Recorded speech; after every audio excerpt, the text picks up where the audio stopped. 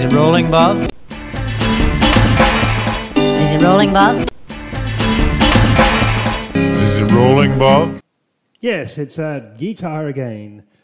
Welcome back to A Head Full of Ideas, Season 4. This is a series in which I'm looking at various Bob Dylan songs from different parts of his career in a kind of random order.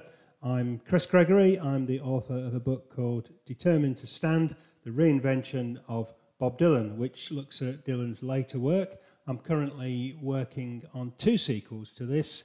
The first one will be the middle period, and the third one will be the early period. So that's a kind of trilogy in reverse. If you want to read along with the text of this, you'll find that on my website, which is chrisgregory.org, otherwise known as From the Pen of Chris Gregory. Just go to that and put Jokerman in the search box and you'll find the actual text. So yeah, I'm going to be looking at Jokerman today.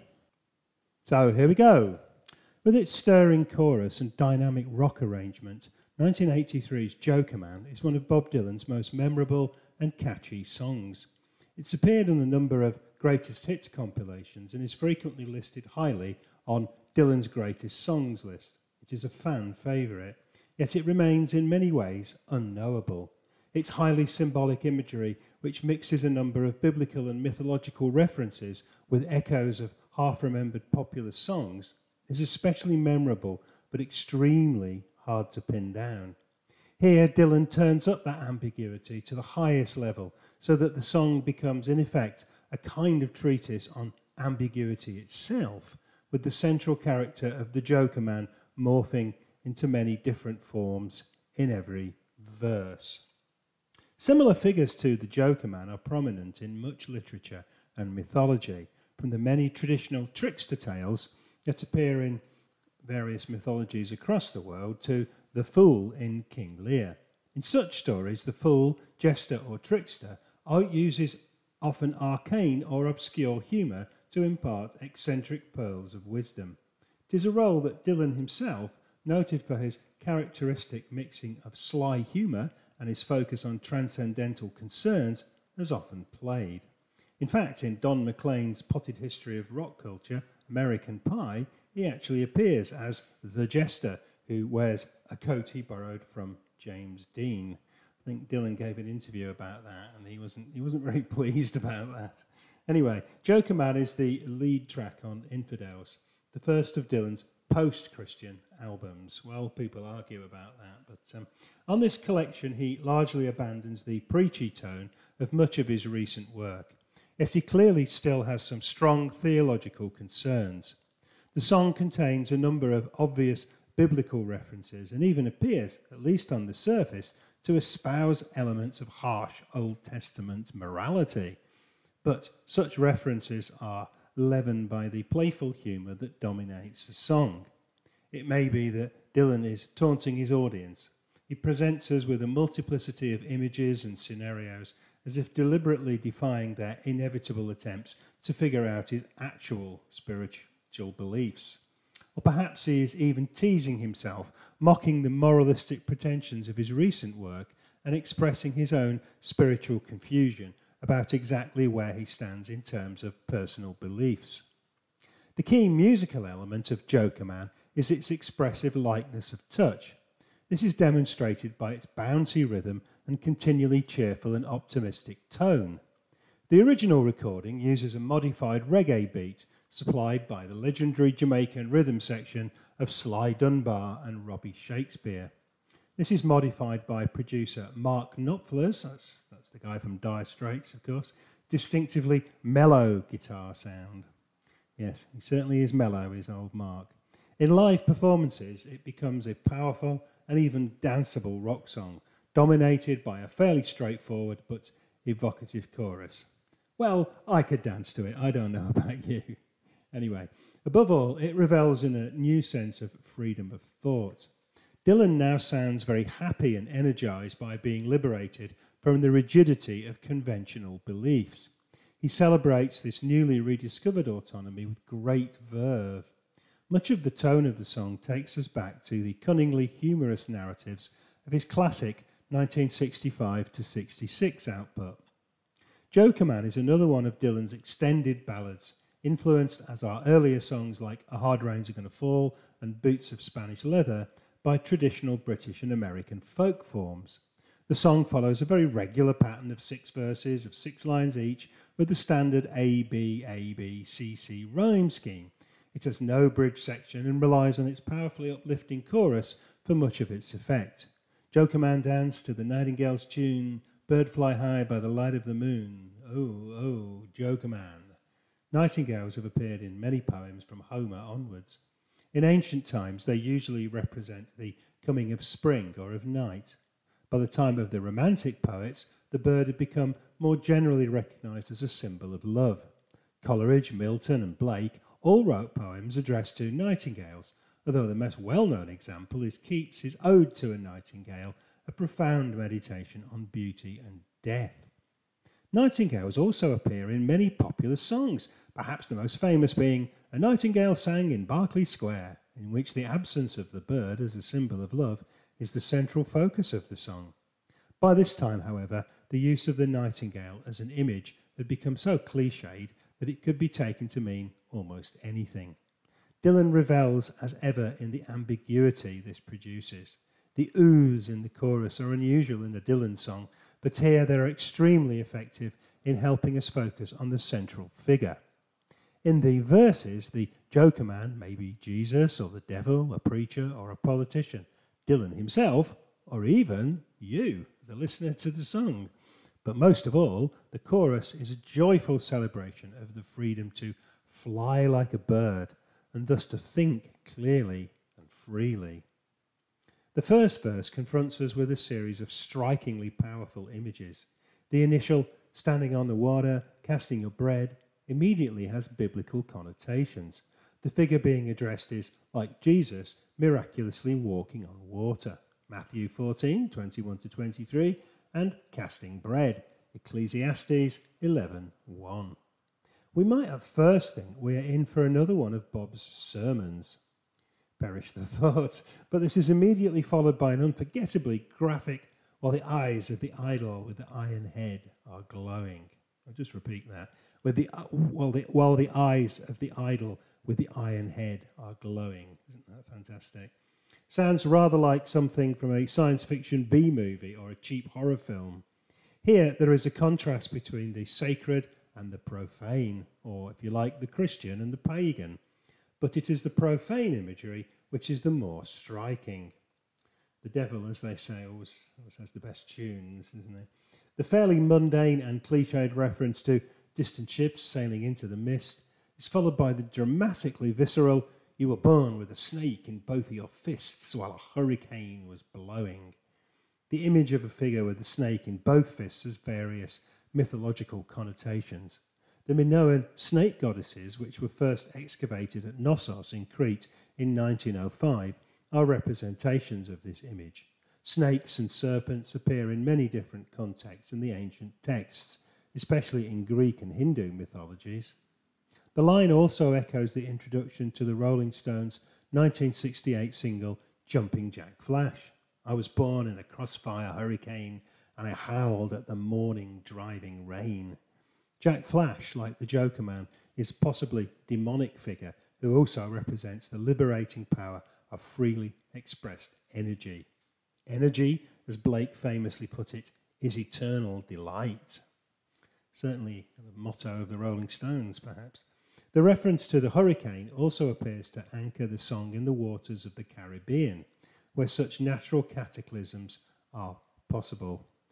Dylan did spend a lot of time in the Caribbean around this time. In a 1984 interview with Kurt Loder for Rolling Stone, he was quoted as saying that the song was written on his boat and was inspired by stories of mysterious local spirits. Jokerman kind of came to me in the islands. It's very mystical. The shapes there and shadows seem to be so ancient. The song was sort of inspired by these spirits they called jumbies. In the local Caribbean mythology of Obeah, jumbies are malevolent ghosts of those who have perpetrated evil during their lifetimes. Perhaps the Jokerman is one such ghost. Like other clowns and jokers, a Jokerman can be scary as well as funny. Here, the Jokerman appears to be a figure with considerable spiritual power, who may be a mystical illustration of ancient traditions. Yet, as the last lines of the verse indicate, the limits of his power are outlined. Freedom just around the corner for you, but with the truth so far off, what good will it do? This further suggests that the Jokerman is the representation of spiritual confusion, a figure who's reaching out for spiritual truth, but finds that such truth is defined in so many different ways that it is impossible to really grasp. Already we learn that his powers are rather tragically limited. In the second verse, the Jokerman becomes a rather ominous figure who only rises up when the sun sets, suggesting that he is an emanation of the forces of darkness. So swiftly the sun sets in the sky, you rise up and say goodbye to no one. We are then given a warning in epigrammatic form of the dangers of engaging with such a dark force. Fools rush in where angels fear to tread. That's a commonly used proverbial statement. It was first coined, in fact, by the Enlightenment poet Alexander Pope in an essay on criticism, 1709. You really needed to know that, didn't you? Indicating that the inexperienced may jump into dangerous situations which wiser heads might be more likely to avoid. That's worth remembering, isn't it?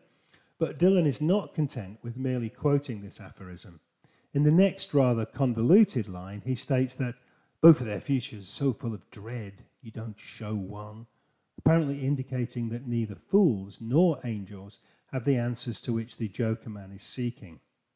The Jokerman himself does not even appear to have a plan for his own future.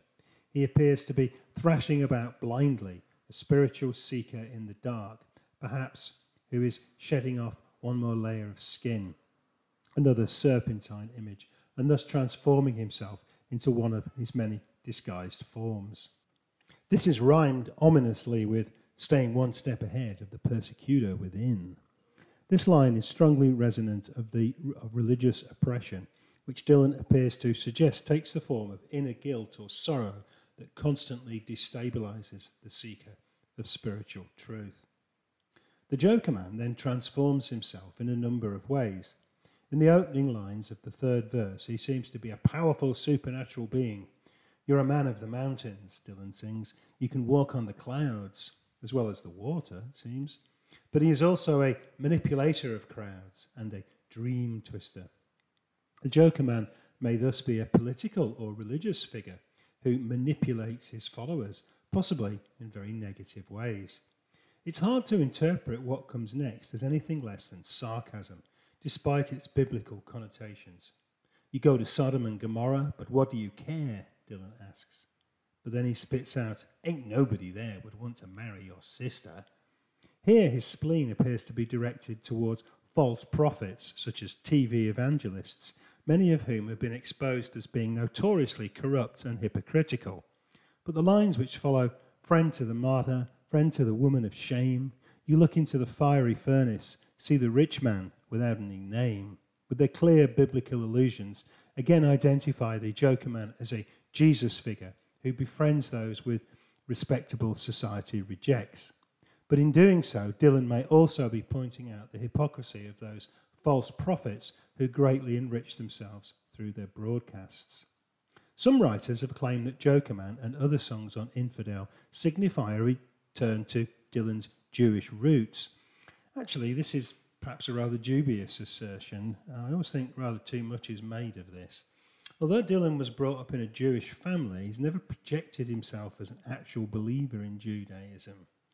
Biblical imagery had appeared in his early songs, such as When the Ship Comes In and The Times They Are A-Changin', and many of the songs on John Wesley Harding seem to imitate the tone of and use phrases from the King James Bible.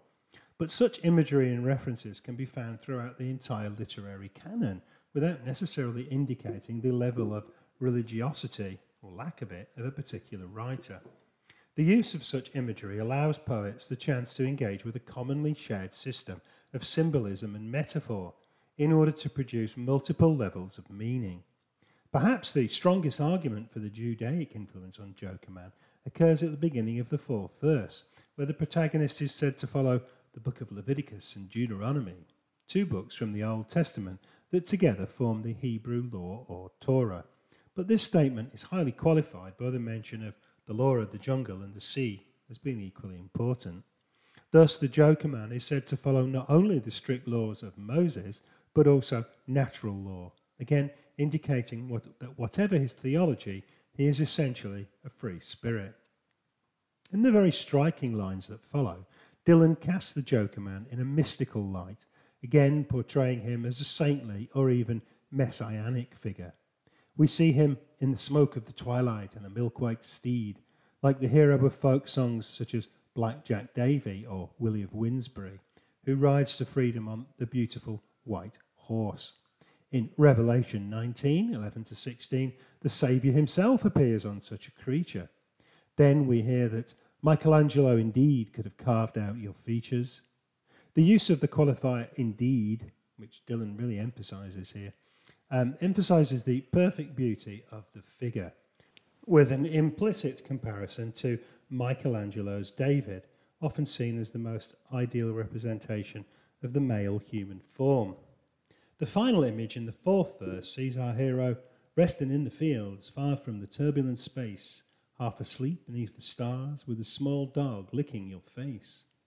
This actually recalls a famous painting by another Renaissance artist, Parmigianino, I hope that's right, of Saint Rocco, the patron saint of dogs. By pointing us towards these images, Dylan identifies the Jokerman with idealized Renaissance representations of beauty and serenity. This is a considerable contrast to the previous verse, where the Jokerman appeared to be especially corrupt. Jokerman, he's always changing, isn't he? In the final verses, however, the imagery becomes darker and more threatening, moving away from the Jokerman himself and describing the corrupt world he exists in. The third and fourth lines of the fifth verse contain the song's most literally explosive imagery. This is framed by the pointed comparison between war makers and religious leaders, both of whom seem to be set on exploiting the sick and the lame. The final line shows false-hearted judges dying in the webs that they spin and warn of the coming darkness, only a matter of time before night comes stepping in. The middle lines feature one of Dylan's most distinctive collocations of imagery, full of associative half-rhymes, nightsticks, water cannons, tear gas, padlocks, Molotov cocktails, and rocks behind every curtain. Phew. Here we see the Jokerman being engulfed by the violence of a thoroughly corrupt world. Despite his having appeared on his enchanting milk-white steed, there is little indication he has the power to sweep all this away. In the final verse, an apparent rival to the Jokerman appears. Using imagery that is reminiscent of elements of the book of Revelations, we are first given a description of a distinctly fallen world. It's a shadowy world. The skies are slippery grey. We then hear that a woman just gave birth to a prince today and dressed him in scarlet. The following lines appear to be a prophecy of the abominations that this scarlet prince will commit when he grows up. He put the priest in his pocket, put the blade to the heat, take the motherless children off the street and place them at the feet of a harlot. This rival prince, who may be identified as the Antichrist, will, it seems, control the priesthood and the military and will sacrifice the motherless children, which is a phrase from a well-known blues song, which here appears to stand for the poor and disadvantaged in general. The harlot may well be the whore of Babylon, a figure in Revelations who represents all the evil in the world. It seems that the Jokerman is here being told that he will need to fight the coming of such evil, but the final lines, "Oh Jokerman, you know what he wants. Oh Jokerman, you don't show any response," strongly suggests that the Jokerman will be impotent in the face of this coming apocalypse. Dylan's born-again phase had begun by him experiencing what he then called a personal revelation of Jesus. He then appears to have composed almost all the songs on Slow Train Coming and Saved, as well as a number of unreleased gospel songs, in one of his sudden creative bursts. In songs such as I Believe in You, Saving Grace, Precious Angel, Pressing On, and Covenant Woman, he had described his personal revelatory experience. In the more political or apocalyptically orientated pieces like When You're Gonna Wake Up, Slow Train Coming, When He Returns, or Are You Ready?, He fused this experience with an apparent belief that the end times were almost upon us. Some of the songs on the following Shot of Love, especially In the Summertime, Every Grain of Sand, began to express doubts about the validity of the experience. Others, like Dead Man, and The Groom Still Waiting at the Altar, investigated apocalyptic themes without relying on the faith-based statements of the previous albums. Dylan's religious period coincided with one of the most dangerous periods of the Cold War, especially after Ronald Reagan won the presidency in 1980. It began to build up the USA's nuclear arsenals. In Hard Rains Are Gonna Fall, 1962, Dylan had been produced a devastatingly secular response to the threat of world destruction then posed by such weapons. After his conversion, he began to equate this existential threat with the biblical end of the world prophecies, especially those in the book of Revelation. Reagan himself seemed to have made this connection, which had already been implied in statements by TV preachers like Billy Graham and Jerry Falwell. In 1971, Reagan had stated that for the first time ever, everything is in place for the Battle of Armageddon and the second coming of Christ. In 1983, he mused that, I turn back to your ancient prophecies in the Old Testament and the signs foretelling Armageddon, and I find myself wondering if we're the generation that's going to see it come about. I don't know if you've noted any of these prophecies lately, but believe me, they certainly describe the times. Well, scary stuff, isn't it? In many ways, Jokerman can be seen as an updated and considerably more upbeat version of Hard Rain, infused with biblical quotes and references. The Jokerman, however, clearly does not have the power or inclination to prevent any future apocalypse. He's an ever-shifting, sometimes even dissolving character who may be physically present on occasions, but on others appears to be a mere chimera or a product of the imagination. The song itself veers between semi-political ruminations, scary biblical prophecies, and attacks on false prophets and other religious hypocrites. In many ways, it shares the preoccupations of a song like When You're Gonna Wake Up without the dogmatic shackles. Jokerman may be a difficult, highly ambiguous song, but it tackles these themes with a joyous self-confidence. It glories in the fact that it does not offer any obvious solutions and concludes with some searching invocations, imploring the central figure to fight his way out of a mire of spiritual confusion. It seems that our hopes for the future of the world rest with this shadowy yet magical figure, implying that we can only save our world not through faith in Jesus or other saviours, but by invoking the Jokerman, a sometimes uncertain figure representing all our human fallibilities. A remarkable lyric video clip of Jokerman was made by George Lois and Larry Sloman to publicise the song. Dylan himself features on the choruses with his usual rather unconvincing lip-synching, but most of the video consists of images of classic artworks, from Minoan goddesses, Sumerian idols, and ancient Greek and Aztec statues to Renaissance paintings by Dürer, Bosch, Mantegna, and Uccello. Michelangelo's sculptures of Moses and David, through to works by Blake, Goya, Turner, Munch, and Picasso.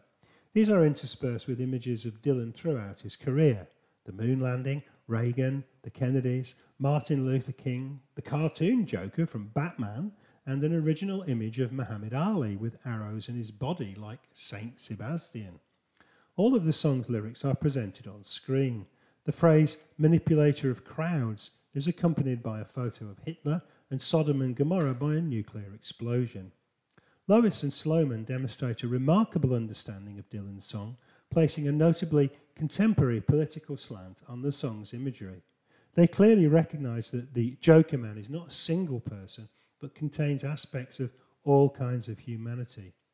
The images do not define the song, but add extra potential meaning to the lyrics in a highly creative way. Dylan keeps his eyes closed during most of the choruses, but finally opens them at the end before delivering one of his trademark ambiguous stares. Not sure you'd want to receive one of those, would you?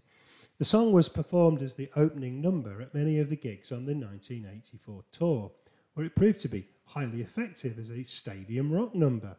Since then, it has been played only rarely, perhaps because it is a rather difficult song, changing tempos and vocal styles, although in a few performances from 2003 it was revived with a slower, more reflective arrangement. Covers are relatively rare, although versions by Vampire Weekend and Eliza Gillickson add rock and folky textures respectively to the song. The first public performance of Jokerman on the David Letterman Show in 1984, now released on the bootleg series Springtime in New York, is one of Dylan's most renowned performances. Accompanied by a scratch band consisting of members of LA punk band The Plugs, Dylan attacks the song with raw venom, giving viewers a tantalising glimpse of what a Dylan tour with these musicians would have sounded like. Halfway through the performance, having dropped several verses, he fumbles around looking for a harmonica. When he finally finds one, he stands centre stage without a guitar and blows the harp vigorously. The performance is a perfect illustration of the spontaneity of Dylan's art at its best.